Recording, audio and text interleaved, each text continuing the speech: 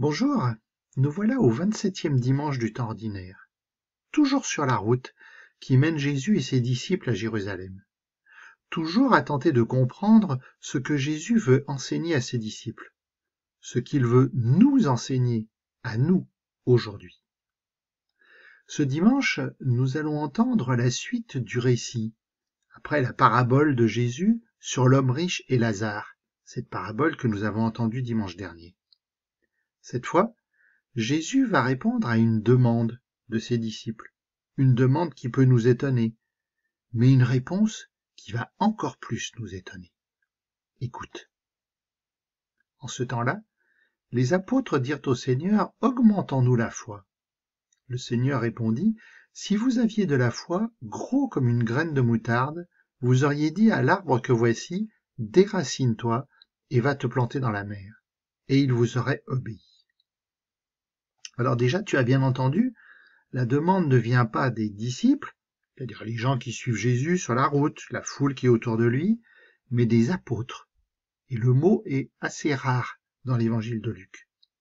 Apôtres, ça veut dire en grec les envoyés. Ce sont ceux qui sont vraiment les plus proches de Jésus, ceux qui le suivent depuis le début, ceux qui sont en permanence avec lui, 24 heures sur 24. Et alors là, je sais pas toi, mais moi je suis ébahi. Quoi?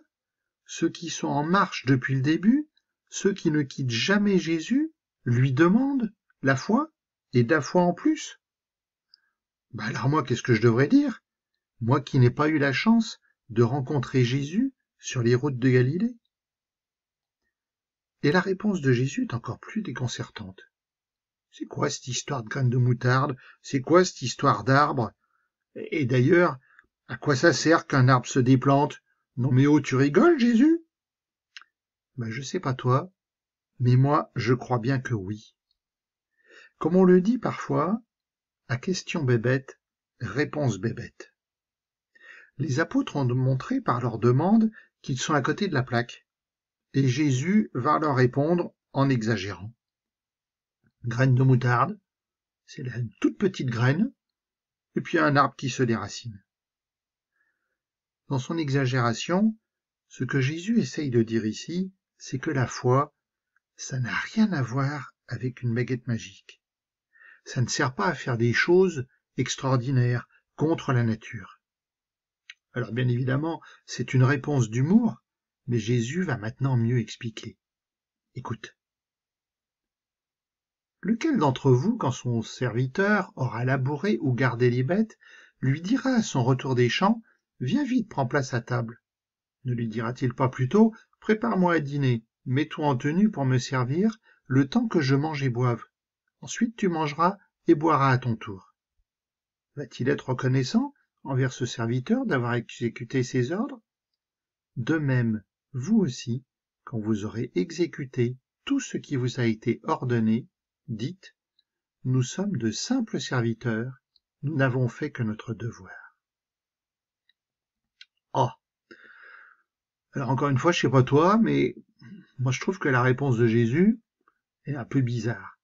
Elle semble n'avoir aucun rapport avec ce qui précède, avec ce que les apôtres ont demandé. Et pourtant, si Jésus dit ça, c'est que il explique bien ce qu'est la foi pour lui. Et un gros mot est tout de suite lâché. Serviteur. Avoir la foi, c'est en rapport avec se mettre au service. La foi, ce n'est pas une baguette magique, comme Jésus l'a laissé entendre juste avant. La foi, c'est entrer en relation avec les autres et se mettre à leur service. Alors un service qui est exigeant. Pour Dieu, il n'y a pas de vacances scolaires comme à l'école, il n'y a pas de congés payés comme au boulot.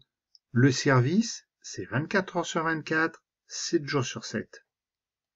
Et ce service, ce n'est pas pour recevoir une récompense, c'est un service gratuit. Alors finalement, avoir la foi, comme nous dit Jésus, c'est se mettre au service de Dieu, par amour.